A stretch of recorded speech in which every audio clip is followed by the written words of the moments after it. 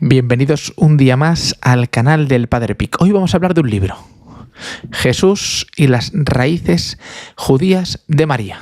Este es un gran libro, no es para expertos, es decir, no hace falta tener un conocimiento bíblico profundísimo, hay que conocer algo de la Biblia, al menos lo mínimo, cosas importantes, lo fundamental de la Biblia, y es asequible realmente para todos, ¿no? Y nos anima justamente también a profundizar en la Escritura, porque en ella están contenidos todos los misterios de la fe. La tradición siempre se fundamenta en la Escritura. Todo lo que la tradición enseña encuentra su fundamento en la Escritura. Por eso es un libro asequible para todos y nos ayuda a conocer a nuestra Madre, a la Virgen Santísima, a defenderla y a custodiarla, porque de eso se trata. Que podamos hacerlo también con argumentos, conociendo nuestra fe y dando razones de nuestra esperanza, como nos enseña la primera carta de San Pedro. Y este autor, Bram Pitre, escribe este libro porque él, que era católico, de familia católica, devota, podríamos decir, pero no tenía a lo mejor una grandísima formación en el tema bíblico. No conocía muy bien cómo defender la fe, y entonces empezó a salir con una chica que era protestante, ¿vale? Era baptista, me parece. Y eso provoca que las conversaciones con la familia de ella, de Elizabeth, con la que está casado Bram Pitre, empiecen a cuestionarle las típicas dudas que nos ponen a todos: la Virgen María, su virginidad, que no es madre de Dios, que si idolatramos a la Virgen, que si las imágenes, etcétera. Toda una serie de cuestiones que siempre son comunes y a todos nos habrán llegado en alguna ocasión y que muchas veces no sabemos cómo defender. A Bram Pitre le pasó lo mismo. Y después se encontró con el pastor, antes de casarse con Elizabeth, con el pastor de la iglesia de ella. Y entonces le propuso unas cuestiones que le hicieron dudar realmente, de manera que empezó a menguar su fe, digamos, en las cuestiones de la Virgen María. Él antes rezaba el rosario y poco a poco fue dejando de lado la devoción mariana. Pero todo cambió cuando en la Universidad de Notre Dame comenzó a estudiar las raíces judías de las creencias católicas acerca de María. Así comenzó a estudiar un programa de doctorado que se llama Cristianismo y Judaísmo en la Antigüedad. Y ahí entendió, dice él, 3 cosas fundamentales. Esto lo cojo del prólogo y lo explico para que os anime a leer el libro en estos tiempos en los que la Virgen es tan atacada, La Virgen Santísima, ella es la Torre de David, ella es la custodia de la Encarnación, ella es la que defiende a Cristo. Si la Virgen cae, después cae Jesús.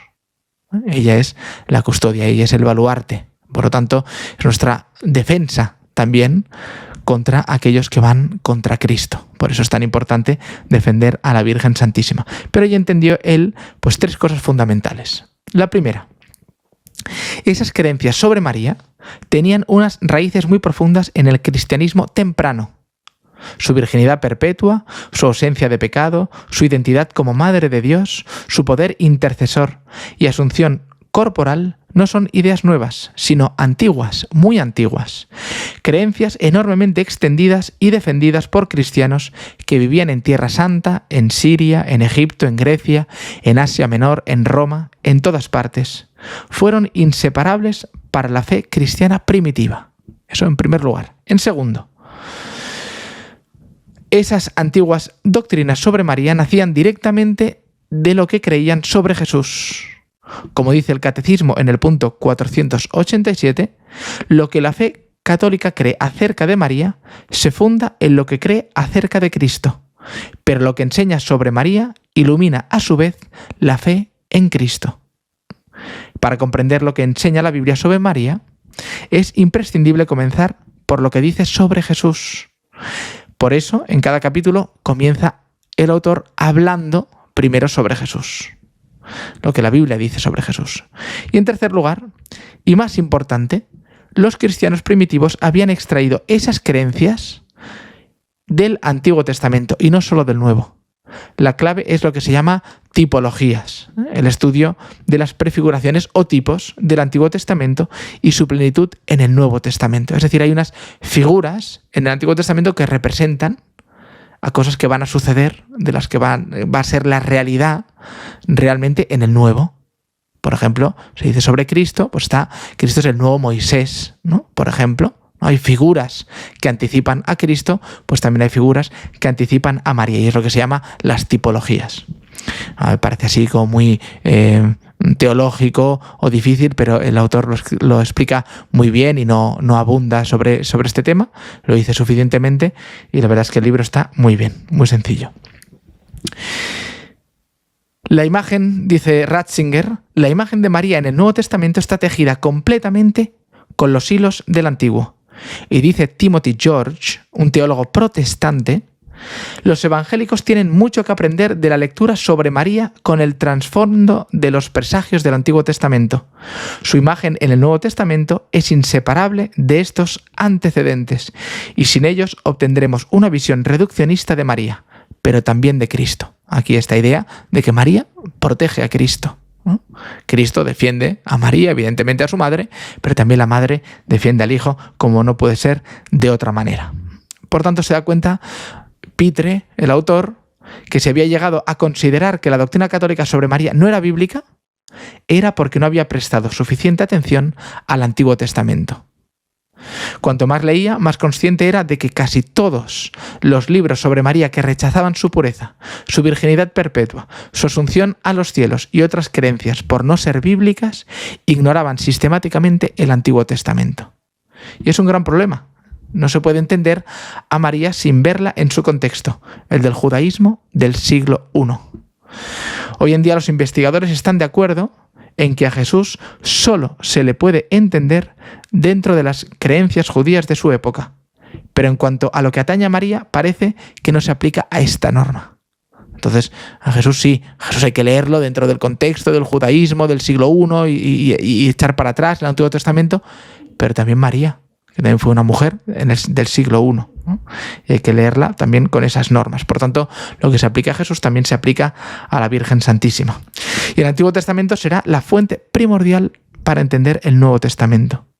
Pero también escritos ajenos a la Biblia que recogen tradiciones judías del siglo I. Y esto es lo que aparecerá en el libro. Las fuentes, por tanto, serán el Antiguo Testamento, evidentemente, también el Nuevo Testamento y otras fuentes ajenas a la Biblia, pero que son tradiciones de esa época.